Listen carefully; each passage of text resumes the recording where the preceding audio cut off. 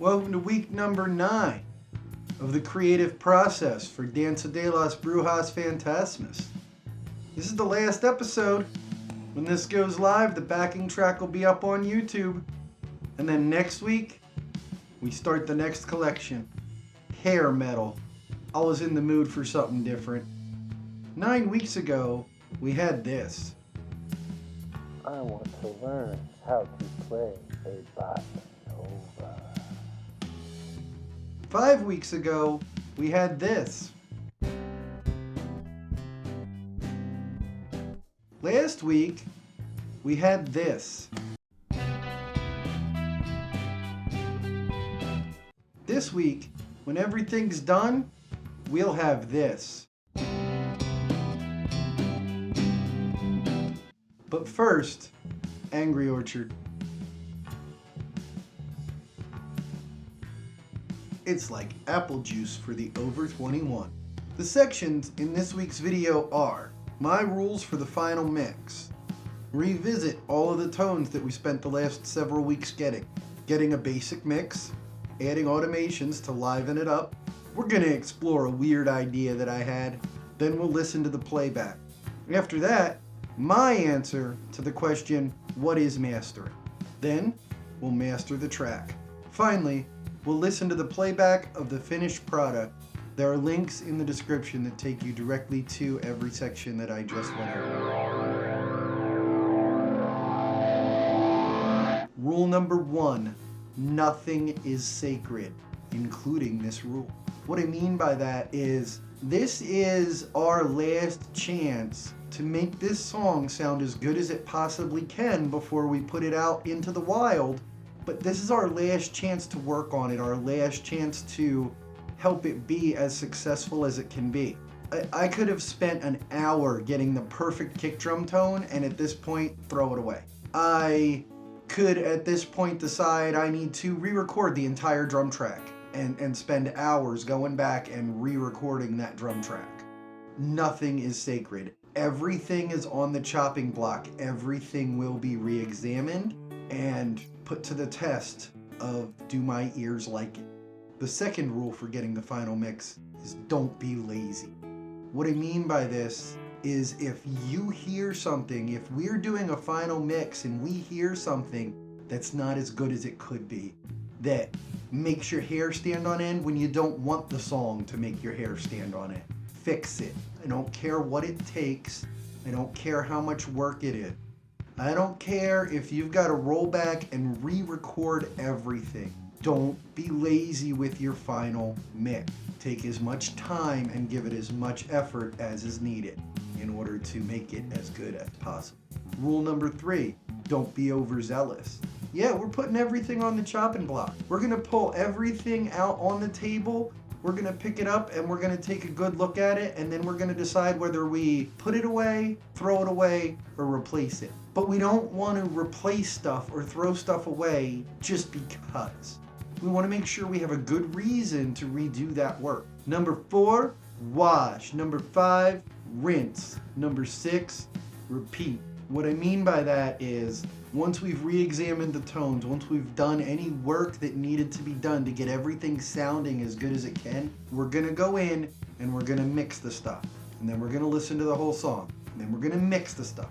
And then we're gonna listen to the whole song. And we're gonna keep doing that until we get a mix that we like for our basic mix. Now, the reason I keep saying then go and listen to the whole song, what I do in order to get my basic mix is I take the section of the song that happens the most. In this particular song, that's the verse. And I loop it and I get my mix sounding as best as I can get it to sound on that part of the song.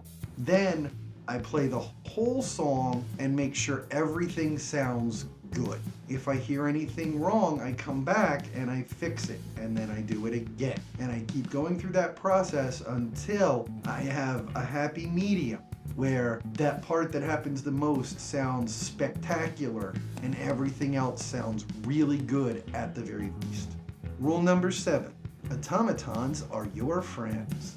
What I mean by this is use automation. You can't just get a mix for a song and be like, oh, that's my mix. That's the way the song sounds. Songs are dynamic. They change. There's loud parts, there's soft parts, there's heavy parts, there's laid back parts. All of these different parts require changes to the mix. Sometimes what an instrument is playing gets boring, and if you pull it back in the mix so you don't really hear it and then push it back up, boom, it's interesting again. If you use automation to do this instead of doing it manually, it will save you a lot of things. Rule number 8, listen to the music. Make sure after every automation that you put in, you listen to the entire track and make sure they're starting and stopping properly. Make sure that they make it better. Make sure that everything works. It's best to do this with your eyes closed. Mix with your ears, not with your eye. Rule number 9, document or die, baby. What I mean by that is when you're doing your final mix, write everything down. This is your personal undo pad. Write it down. Write down exactly what you're doing, exactly what you're changing, and you'll have a personal undo pad. Also, the next time you're mixing a song, you'll have a reference list. Rule number 10, make it stubby. We're getting the song ready for master. So at the end, once we have everything done the way we need to have it done, we need to export what are called stubs. And that finishes the mix.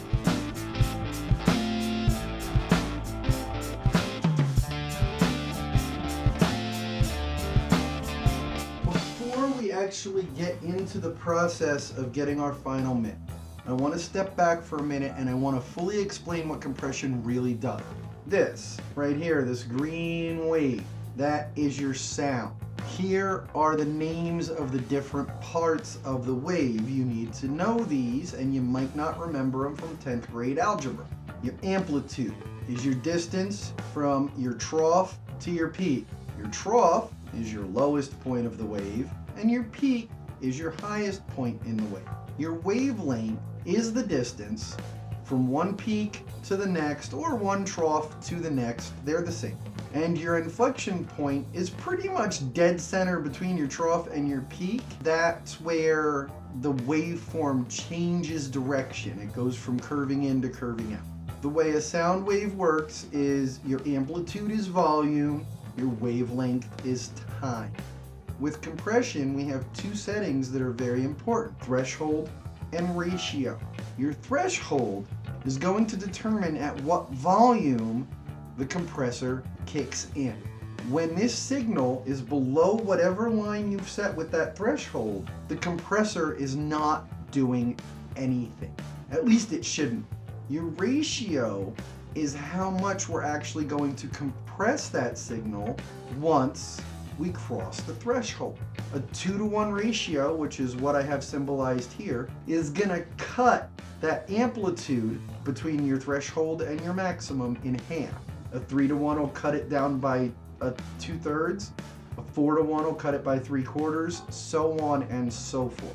3 other settings that you have to understand what they do, but I don't have a cool little graphic for, are hold says, okay, you kicked in here. You're going to stay kicked in for at least this many milliseconds. Then you have release. Says, okay, once hold expires, then take this many milliseconds to get back up to full size. Auto makeup is going to turn the volume back up after the signal's compressed. So when we compress the signal, we actually reduce our amplitude, as you can see. This was the amplitude we started with, and this is the amplitude after compression. What auto makeup is going to do is it's going to then turn that volume back up so that this, at least the intent is, so that this peak right here, our new peak, is the same volume as our old peak, which is also going to make our trough higher or louder. Every compressor has its own flavor. There's 2 things that create that. The first thing is, what does it actually compress? Theoretically speaking, a compressor should operate from inflection point to inflection point. It should shrink the amplitude at that time and maintain the wavelength. However, that's not what all of them do. Some of them start way down here and compress the entire amplitude pretty much from the trough up. Some of them do exactly what I just said. Some of them only compress the bits that are above the threshold, completely ignoring anything about the waveform, pretty much. Well, as you might imagine, all of these are going to have a vastly different impact on the tone, on the sound of the compressor. So those are the things that will give you your different flavors of compression, your different colors of compression. Another thing is some compressors clip. Explaining clipping is far beyond the scope of what I want to accomplish here. Suffice it for now to say clipping is how your different distortions achieve their effect. So when you have a compressor that also adds some dirt to your signal, like the pulsar, there's some clipping going. What a multi-band compressor does is the same exact thing as a regular compressor, except it takes and looks at the waveform in specific frequencies and only does compression within those bands that you set. It very similar to the way an EQ works. And that is all I have to say about compression. And now, you know why I said it's a magical slider fairy, and I'm going back to that. And I already have the mix. I'm just gonna go over what I did here to show you. To me, that kick sounds a little weak, so I decided to change it to a multi-band compressor.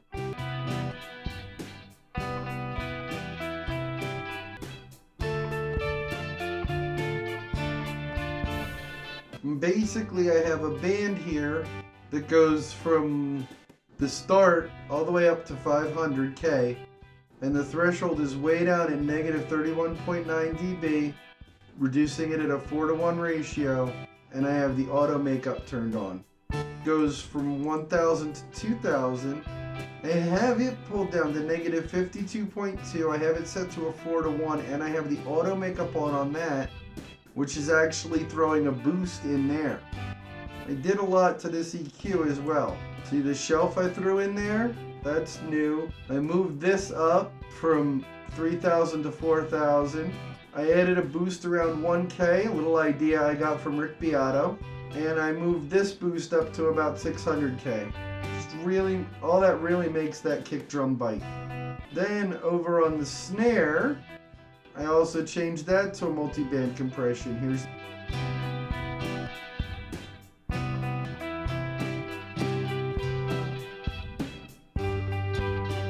so band 1 goes up to 200K.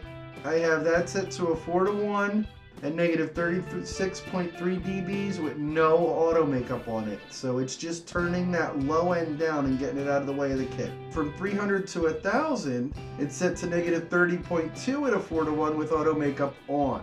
From 1000 rather, all the way up to 5000, and auto makeup is on that. So this whole section here I turned up this section more than that section, and I turned that section down.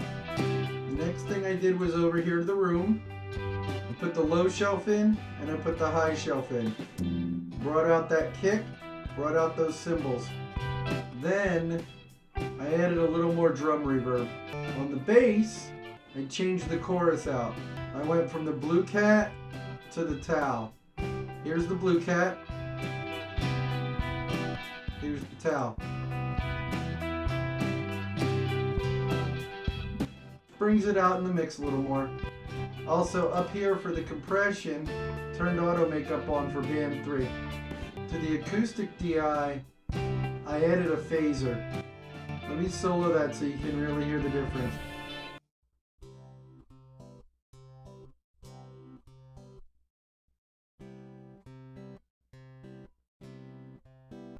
For both electric DIs, I added a bus for their delays.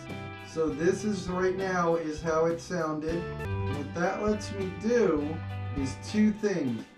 I can control the volume of the delays without affecting the volume of the DIs. And secondly, I'm sending the right delay to the left speaker and the left delay to the right speaker.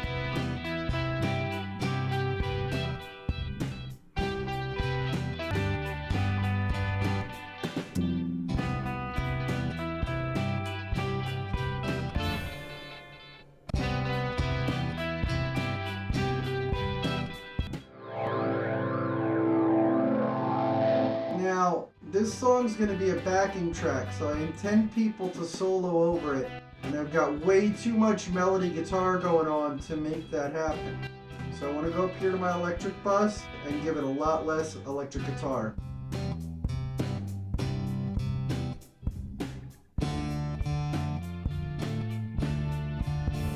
Just a hint.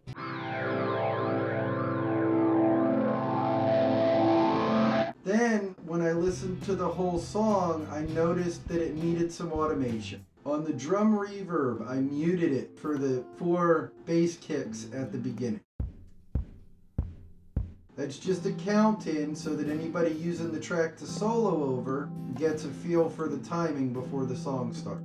And the reverb did not help with that. On the guitar, during the chorus, it was way too soft. So I wanted to throw a volume boost in there, but I wanted it to be nice and clean. So I created instance of EQ that's completely flat, but the gain is pumped way up. And that's going to give me a volume boost just during the chorus.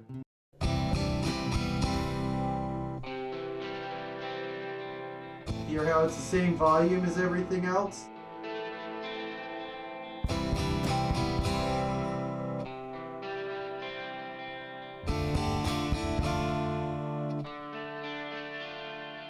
And then when they get back to the verse, quiet again. So that is all the changes that I made in the mixing process. Now, let's listen to the music. Let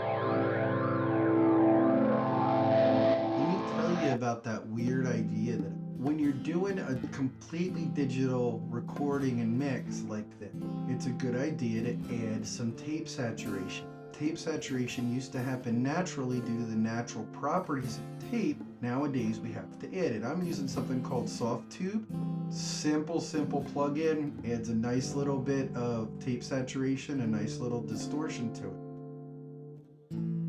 While I was adding it, I happened to think, I'm so glad we don't have to rewind songs anymore. We can just jump around in them wherever we want to go. It saves so much time in this process. And then I thought, rewind the song. I remember on my old reel-to-reel when I used to hit rewind, it would play it a little bit until the playhead moved away. So I thought that might be a good way to end this.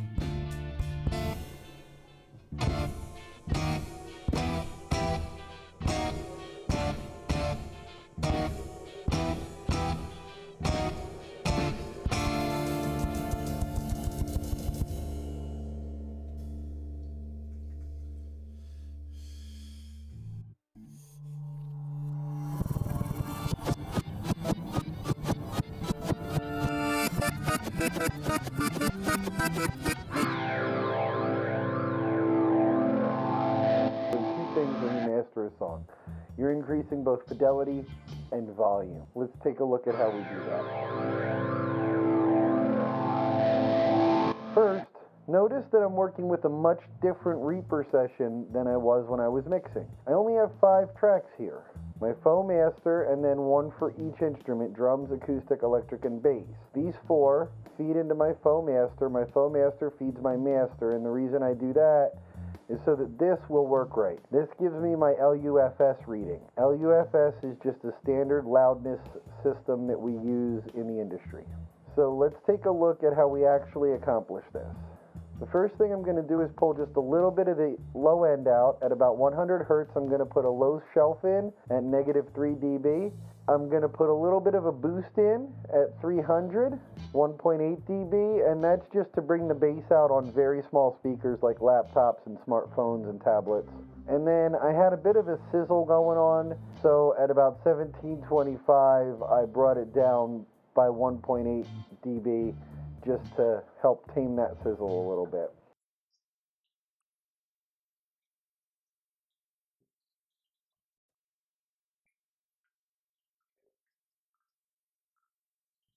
This plugin right here is what's going to do most of my mastering work. It has a bunch of effects in it: 2 gates, a noise suppressor, 2 EQs, 2 de-essers, 2 compressors, a tape saturation, and 2 limiters. I'm not using all of them. One thing it does for me that's very important is it takes my stereo and splits it into what's called mid-side. So we can have our left, our right, and our middle. Let's give a listen to each of those so we can hear what it's doing.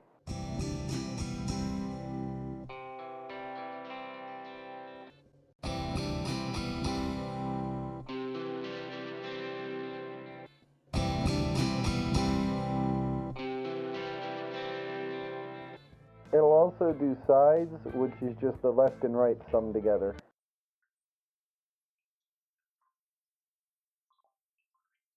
And here's the full stereo image.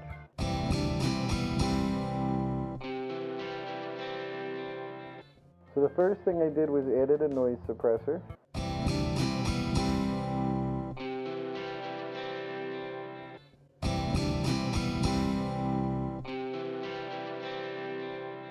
Now that left channel was a little darker than the right one, so the first EQ I applied only to the left channel. I gave it about 5 dB a gain, right around 4.3 kilohertz with a fairly wide Q. And then I gave it just about a 1.5 dB boost at 300 hertz, just again to help bring it out on those small speakers.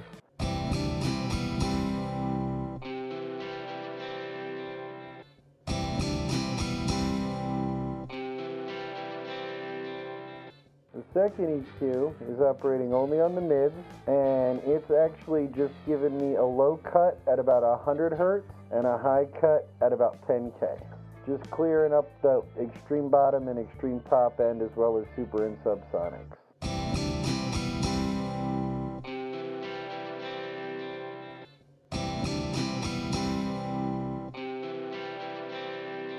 De-essers are a special instance of a compressor. They help take care of sizzles. They're designed to help with vocalists when they say their S's, but they'll help with the sizzle if you have one on your instruments too. So I went ahead and used one on here.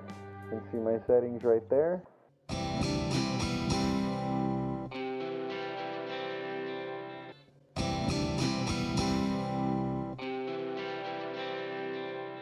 I also added some left channel compression here, comp 1, left, threshold at -20 dB, ratio is 4:1, auto release, attack in 10 milliseconds late, mostly wet, output is flat.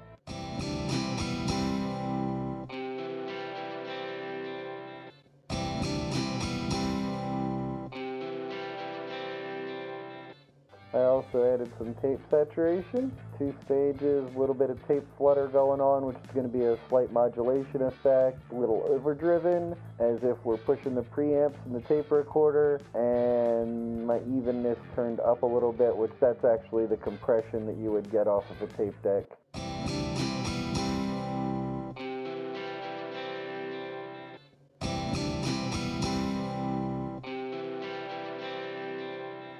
Now my limiter, I'm just using as a volume booster.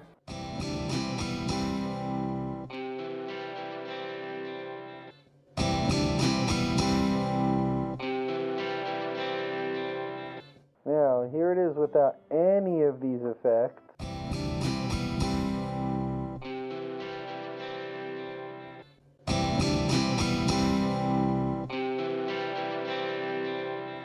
And then over here, I'm just using a little bit of ambient reverb.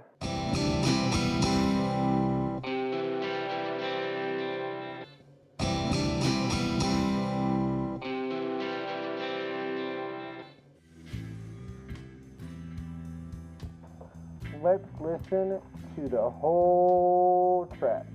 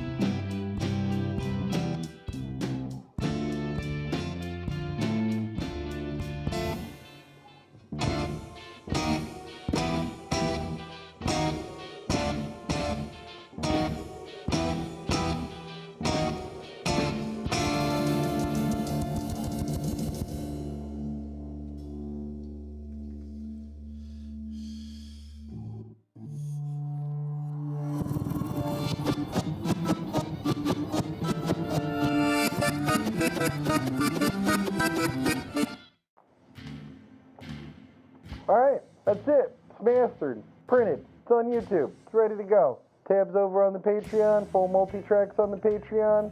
Check it out. Next week, we start collection 2, hair metal. Till then, stay happy, stay healthy, have a great week, and God bless.